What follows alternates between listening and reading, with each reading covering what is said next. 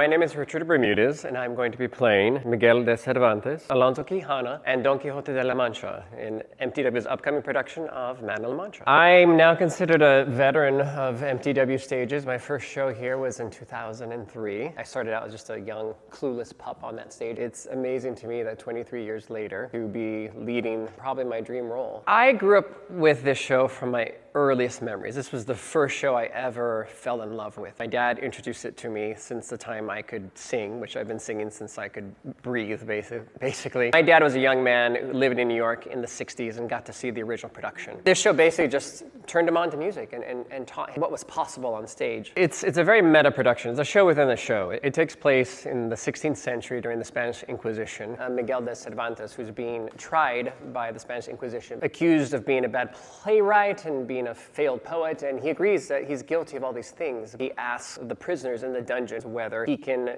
act out his work. And then you get to play a character he creates named Alonso Quijana, who's obsessed with reading novels about knights and chivalry. And he convinces himself that he's this noble knight who is out to set out on these quests to right these injustices of the world. And so it's this play that he gets to act out in front of all these prisoners who are, the lowest of the low in society, but yet they're introduced to beauty for the first time. And it's a really beautiful dichotomy. At its heart, this is a show about a man and individuality and creativity. It's about the individual's ability to affect change. I'd love for everybody to come out and see Musical Theater West's production of MANCHA playing from February 13th through March 1st here in Long Beach at the Carpenter Performing Arts Center. You can get tickets at musical.org. Looking forward to it.